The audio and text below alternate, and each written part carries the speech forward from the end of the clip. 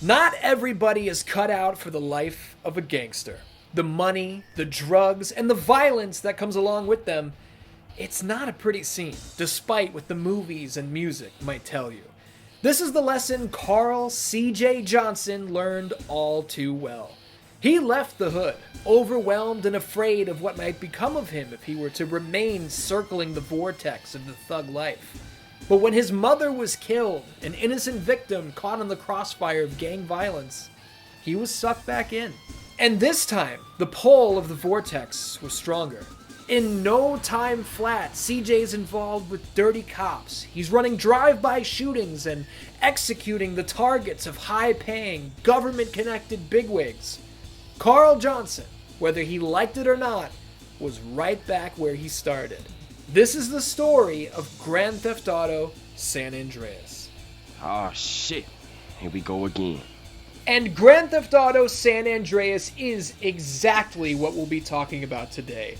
The production, the gameplay, the controversies, the lasting legacy, all of it. You know the deal. You know how I do things around here. So get ready to relive some of your favorite gaming memories deep in the heart of San Andreas. And yes, the footage I've captured is from the definitive edition, simply for the sake of clean presentation. I said this in my GTA 3 video, but I'll reiterate it here. These definitive editions launched in terrible shape, for sure, but they've been greatly improved in the years since, and now I would recommend these versions wholeheartedly. I am speaking from experience on how good they are because I've literally played through all three of them. I know what I'm talking about. The original is a classic. There's no doubt about it. We all know it. We all love it. I'm not saying these new versions are better. I just use them here for the sake of appearance. If you're upset that this video isn't going to feature ghosted 480p capture from a shoot PS2, I don't know what to tell you, but that's not what I've done here. So I'll see you later. If you can handle that I captured from the definitive editions and you're still here, I don't. Let's get through the break and we'll get down to business. How's that sound, partner? Sound like we got a deal then. Every video here on 616 Entertainment is made possible by my supporters over on Patreon. If you enjoyed the show here today, consider signing up. You'll get early access, exclusive videos and podcasts and more. Pro Wrestling Tees has the merch. As always, thank you for watching.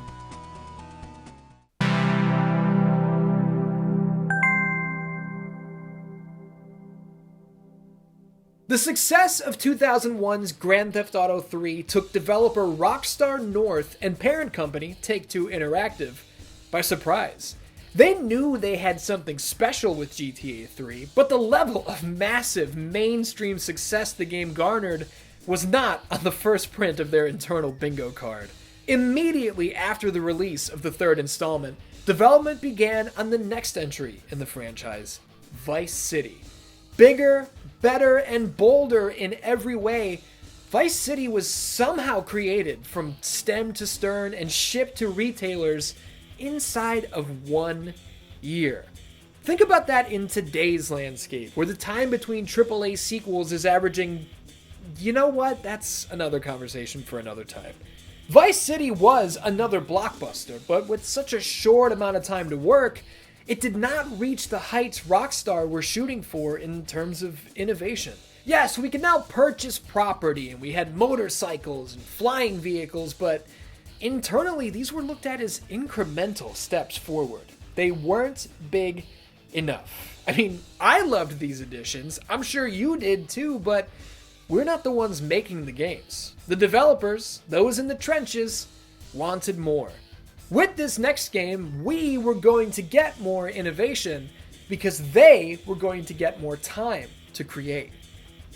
And by more time to create, I'm saying Rockstar North were given 2 years for production rather than just 1. Again, it's insane. Imagine putting together something as gigantic as Grand Theft Auto San Andreas inside of just 2 years. But this was the industry at the time. This was the game. This is what legends were made from. Now, were the working conditions a little extreme? Yes, they were. Several members of the team straight up quit because they couldn't handle it. Rockstar North hired private chefs to work on site in the studio to keep the team fueled with good food. And while that sounds great, what that really means is that you are not taking a break for lunch. You are not going home to have dinner with your family. There are stories out there about 17-hour workdays. There are stories about sleeping in the studio, waking up, going back to your desk, and going right back to work. Now, is that healthy? Not really. Do I want to sign up for that? Not particularly. But that is what Rockstar North signed up for, and they will go down in history because of it. Look, I respect everybody who quit because they were like, this isn't what I want to do. I respect that. I respect you drawing that line and going to find something else to do. But I also really respect the people who went, all right, let's fucking go to work. That's not what everybody wants to hear, and you don't have to like it, but that's how masterpieces are made. That extra dev time didn't go to waste. That's for damn sure. In 2001, we thought GTA 3 was huge. In 2002, Vice City felt even bigger. San Andreas is nearly 5 times the size of Vice City. We've got 3 distinct cities here in San Andreas, all on one map, drivable from one end to the other without a single loading screen to be found. This was definitely impressive back in 2004, but looking at it today, over 20 years later, every once in a while one of these dates catches me off guard. But it's true, we were playing Grand Theft Auto San Andreas 21 years ago. Oh boy. Anyway, yeah, coming back and really looking at this 21 years later, I think it's even more mind-blowing now. I appreciate it more now, that's for sure. I mentioned the black magic Rockstar North put into practice back during the development of Grand Theft Auto 3, literally placing asset files as close together as possible on the disk so the laser wouldn't have to travel as far to find and load them in as we drove around. Think about the blood sacrifices that must have been made to keep San Andreas afloat. Having all 3 cities accessible at any given time was actually a big issue behind the scenes, probably because of how taxing it would be to not only get this up and running, but keep it up and running without the fear of collapse. It was a back and forth struggle, with one side angling to have the city separated, reachable only by fast travel, but as we know, that side lost. And I'm glad they did, man. But let's zoom in. Let's get specific. We start off in Los Santos, where gang activity is at an all-time high. CJ's boys of the Grove Street families hold it down, decked out in green. The Ballas rock the purple. Los Santos Vagos are a Mexican gang, recognizable for their yellow attire. Barrios Los Aztecas keep the turquoise out front. Taking control of new hoods through gang warfare is a key facet of the Los Santos experience, and gaining ground isn't the end of the line. Rival gangs will come for what's yours, and it's on you to turn them away. When you see the enemy's colors tagged on a wall, you have to take that space back. Punk-ass bitches. From Los Santos, it's out to the countryside. Whetstone, Flint County, there are several little towns out here. What they've all got in common is space. Dirt roads, tractors, this sort of open-air greenery with tall trees and mountains that take minutes to ascend, and you're going to need the right kind of vehicle to do it. This is a first for the series. I'm sure there are those that find these areas to be empty or barren, but no sir. I love this section of the map. San Fierro is our next stop, and this is where we're back to that city life. Gorgeous, familiar-looking bridges carry us over the water. The freeways feel real enough that driving fast and letting loose here is therapeutic for anyone who's ever had to deal with bumper-to-bumper traffic. If you couldn't tell from the cable cars and steep, multi-tiered roads, San Fierro is our stand-in for San Francisco. Full house-looking ass neighborhoods. Bone County is another spot that's not as packed. You can breathe out here. Breathe in that sprawling-ass desert grand enough to house an airplane graveyard. Buy the abandoned airport while you're out here and really get business running. Why not? Las Venturas, as you might imagine upon first glance, is this game's version of Las Vegas. Bright lights, big city atmosphere out here. Head into the casino of your choosing and play any game you like. You into blackjack? How you doing? You like roulette? How you doing? You play poker? How you doing? Slots? How you doing? Las Venturas is a great place to get into trouble, and some of the missions here, like driving around town with a guy strapped to the hood of the car to scare him into talking, is so much fun. There are tons of corners to dig into across this map. I can't shine a light on all of them, obviously, but I wanted to try and give the main areas their flowers. This is an expansive world, bigger than many of the open worlds we see even on the consoles of today, and none of it, in my mind, feels like wasted space. One thing I've shied away from throughout my Grand Theft Auto retrospectives is going play-by-play through the stories of the games, and I'm not about to switch things up here. Personally, my main draw to Grand Theft Auto has never been the beat-for-beat chapters of the story. CJ comes back into town and Frank Tenpenny's a crooked cop and he's got CJ doing all of his dirty work. Not all of CJ's boys in the Grove Street families are on the up and up. Some of them have to be dealt with. Oh shit, here we go again. You know all the beats, right? That's not what we're here for. We don't have to go through all this, right? I would like to continue focusing on what's new here in San Andreas. I mean, do you remember how excited I was to have that shitty little sea skimmer plane in Vice City? What do you think about a fucking attack chopper? Machine guns and rockets, man. Who's better than me? There are regular news-style helicopters too, if you're not looking to wreak the havoc of an Avengers-level threat. And keeping with aviation, we've got new prop planes to skim around in. And then there's the big boy, a goddamn 747 full-on commercial-sized jet. These are unwieldy, they're huge, and they're extremely fun to abandon, letting them fall into the ocean while we parachute to safety. Hey, remember the opening of the Mighty Morphin Power Rangers movie when they parachuted in with the Red Hot Chili Peppers blasting in the background? Man, I'm so grateful to have been a kid in the 90s. Stealing an aircraft and flying around the city, only for the military to send fighter jets with heat-seeking missiles to blow us out of the sky like Jack Skellington on Christmas night. This was a game in and of itself. My favorite rampages all ended with a "come and get me" fought in the sky like this was Top Gun or something. And I mean, usually I would bust out the jetpack cheat to really bring the water to a boil before heading to the airport.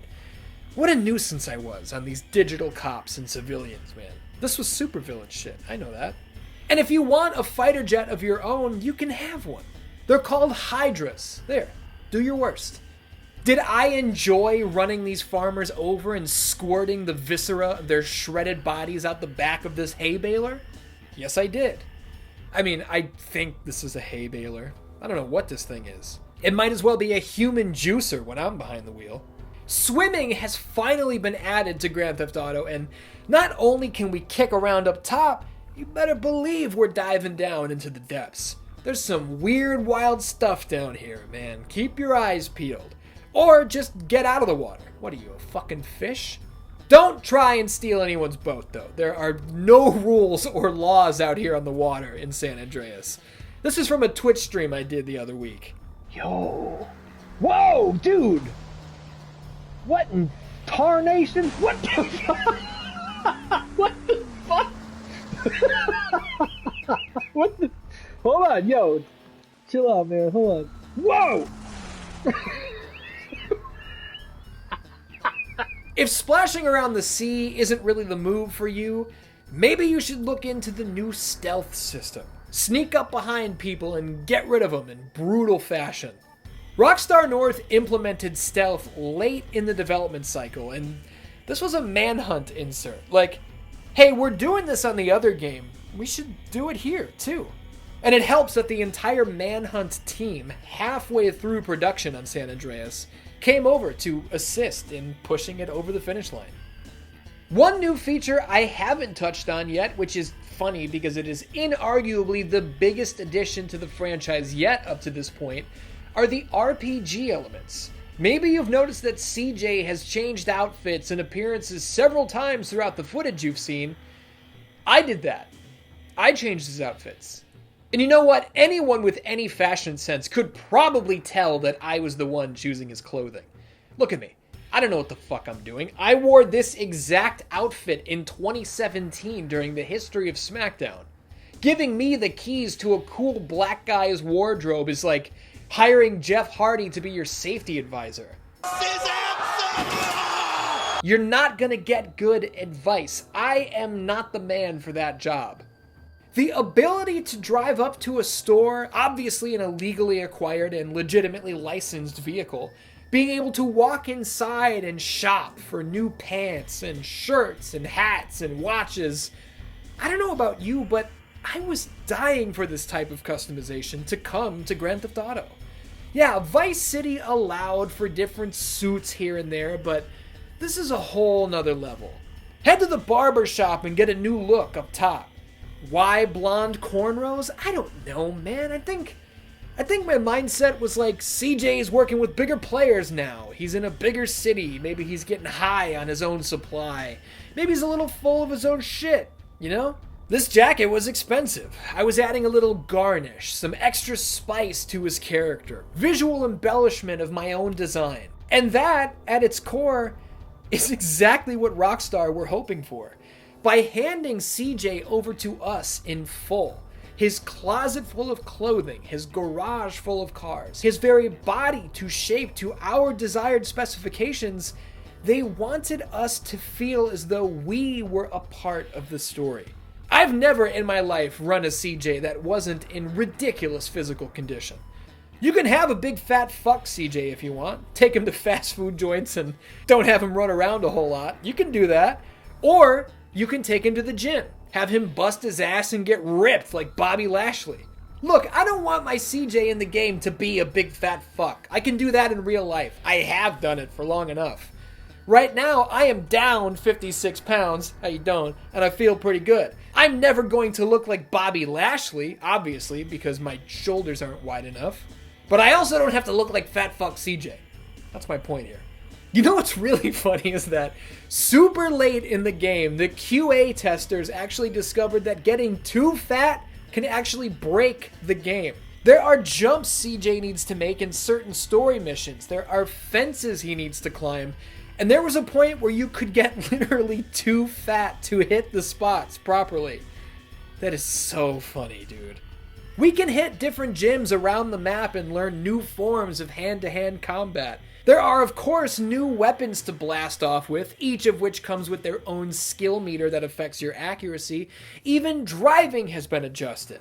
This is the best driving has felt yet in any GTA game. I'm not going to get into the weight of the vehicles and the rate of acceleration. It just feels good, alright? Having the ability to step into CJ's shoes made San Andreas, at least for me, easily the best Grand Theft Auto game yet. I liked being involved. I liked feeling like I was a part of the story. And if something went sideways, it wasn't just Tommy Vercetti's ass on the line. It was my ass. When I was running missions and getting paid in respect, it started to piss me off. I can't buy property with respect. Can I? No, I can't. The conversion rate on respect is piss poor, apparently. I need cash, Rockstar. Eventually, the cash does start rolling in. Big time. Your boys at the garage will tell you to straight up buy a dealership, and it's like, okay. Torino will send you out to the abandoned airstrip and say, buy it, and we show up with cash in hand like, yeah, this is my airport now. This shit rules. You find yourself getting caught up in the game. And I don't mean San Andreas on PlayStation 2. I mean the drugs and the violence and the high-octane thug life shit on the streets. You want more and more. And I mean the digital streets, by the way. I'm not cut out for that in real life. Does this look like a gangster to you? I don't think so. I look like a bad magician who made a bunch of laundry detergent disappear up his nose and fell out of a moving vehicle driving along a gravel road. And me being nothing like CJ, nothing like a guy from the hood of Los Angeles, not an African-American man, but stepping into the shoes of one, raised alarms for some. We all know Grand Theft Auto is no stranger to controversy. With GTA 3, it was violence in general. With Vice City, it was the accusation of selling explicit materials to minors. With San Andreas, one might think it would have been racism, and some did make that case.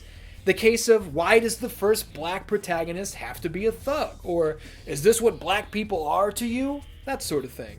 Rockstar co-founder and current president, Sam Houser, spoke to the contrary, pointing out that, in 2004, there weren't too many games on shelves with black protagonists at all, and that he was proud to put that foot forward. He can be quoted as saying that anyone who had a problem with GTA featuring a black star, he didn't want your business anyway. And to be clear, Rockstar were not deaf to the possible criticisms of racial stereotypes coming their way. They enlisted the advice and assistance of the Congressional Black Caucus as a second pair of eyes during development. I read in the wonderful book, Jacked, the Outlaw Story of Grand Theft Auto by David Kushner, that there were even members of Rockstar North who quit over the game's direction and depiction of people of color. They weren't comfortable with it, and yeah, even people on the inside felt as though it was a confirmation of and highlight over harmful stereotypes. Everyone's going to have their take, you know? I'm not about to tell anyone how to think or feel, especially as a white guy in a conversation around depictions of black characters and how they may or may not be harmful. My input doesn't mean much there, but all in all, this topic in general wasn't really what caught fire this time. For better or worse, the accusations of racism were cast into the background. The real focus was on something else. Now, there's not a lot I can show or even say about this portion of the video because YouTube is extremely strict about this sort of thing, even just conversationally, so I'm going to try to keep this quick and concise. We all remember the hot coffee controversy, right? Look, Rockstar Games wanted to include mini-games centered around the 2002 TNA wrestling faction Sports Entertainment Extreme. They wanted to include body-slamming minigames where the player would be in control of the bumping and the lifting. After a thorough investigation was held behind the scenes to find out what exactly Rockstar could or couldn't show, the answers came back and they were not what the developers wanted to hear. Basically, every instance of body slamming and bumping was not going to fit under an M for mature rating. They were all going to be hit with AO, adults only, meaning San Andreas legally could not be sold in stores. Rather than cut this content out of the game, what Rockstar decided to do was simply hide it deep in the game's files. These mini-games, for now, were essentially dead. They were gone. And I say for now because the plan was for the PC release of San Andreas to unlock this content. Keeping it simply hidden away rather than fully cut out would allow for a simple patch to put it all right back where it belonged. The problem here is that you cannot submit your game to the ESRB for rating certification and not tell them that there's hidden content in the package. Even if no one is supposed to find it, legally, you have to let them know everything your game has so that they can get eyes on it and rate it accordingly. That's not what happened here. Rockstar failed to mention the body slamming and the bumping and the Sports Entertainment Extreme content hidden in San Andreas' files. Hackers, as they do, found the content, and they told their friends about it, and their friends went online, and the next thing we knew, it's all over the news. Hot coffee. Grand Theft Auto San Andreas is ripped from store shelves. Rockstar has to pay over $20 million in fines, and that's that. And yes, I know it's so lame that I have to dance around this subject on this platform, but it is what it is. I'm not trying to hide any body slamming in my files, and I don't have $20 million to pay in fines, so I couldn't roll like that if I wanted to. You know what blew my mind back in the day?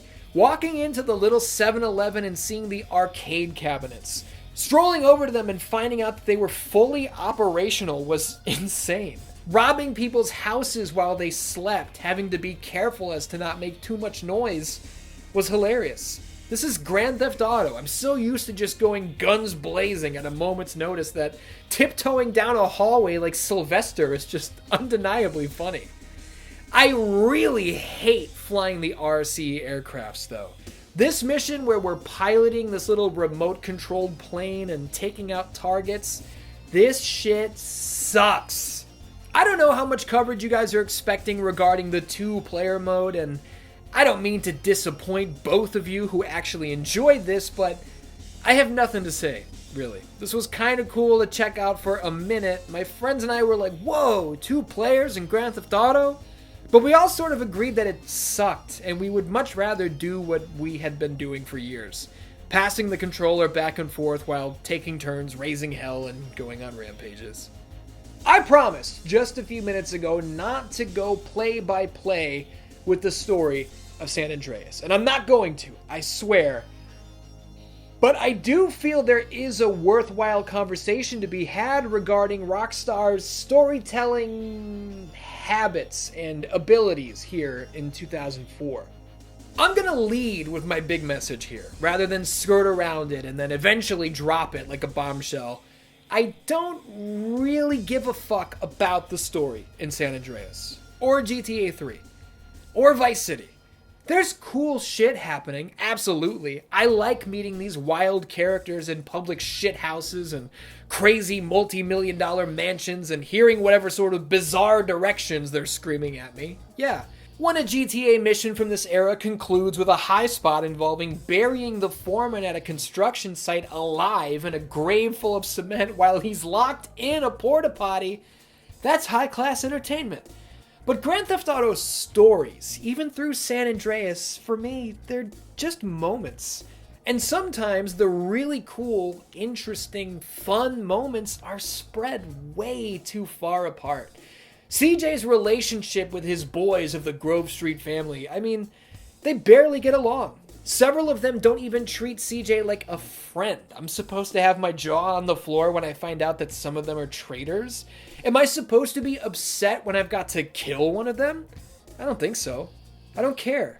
CJ's argumentative relationship with his sister is garbage. All she does is yell at him, and more often than not, he's yelling back at her. She starts dating a guy from a rival gang. Is that a problem? Not really. We just become boys with that guy.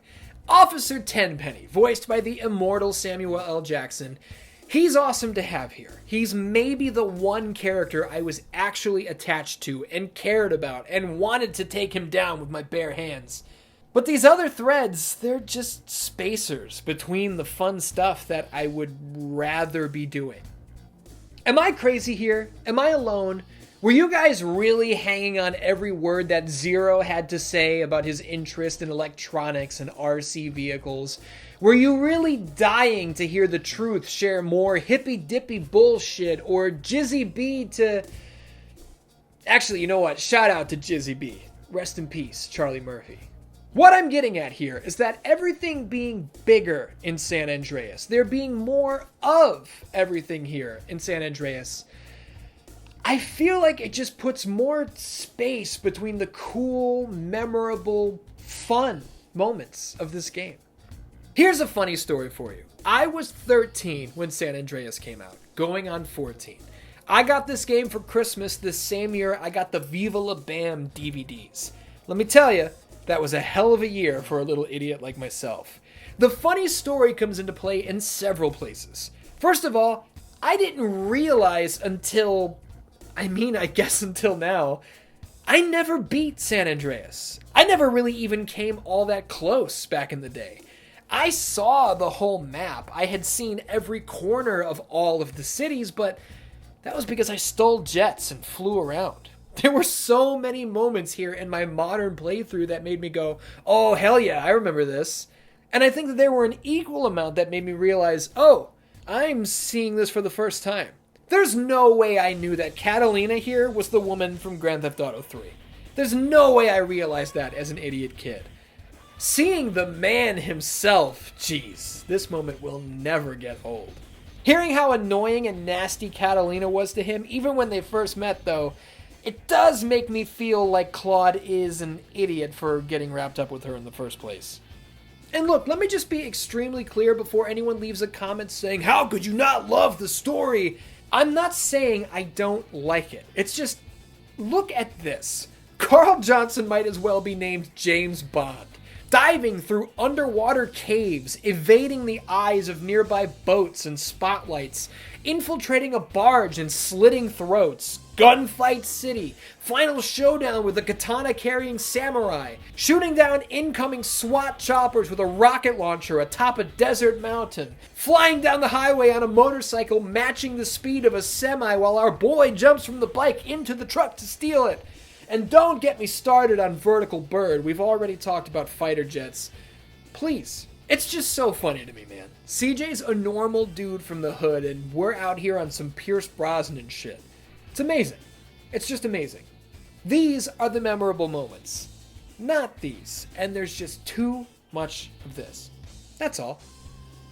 Grand Theft Auto San Andreas somehow did exactly what Rockstar were hoping it would do. It was bigger than GTA 3. It was bigger than GTA Vice City. By orders of magnitude, it was bigger. We're talking about Game of the Year awards all over the place. We're talking about review scores anybody in the industry would kill for. We're talking about over 21.5 million copies sold. And we're talking about a legacy that is nearly unmatched. Talk to anyone out on the street. Ask them about video games. They know about San Andreas. Actually, don't do that. Leave everybody the fuck alone. Just know, they get it. And you get it. And I get it. Between GTA 3, Vice City, and San Andreas, we've got a window into 3 different decades. 3 different decades of guns, gore, vehicles, violence, crime, crashing, madness, and more.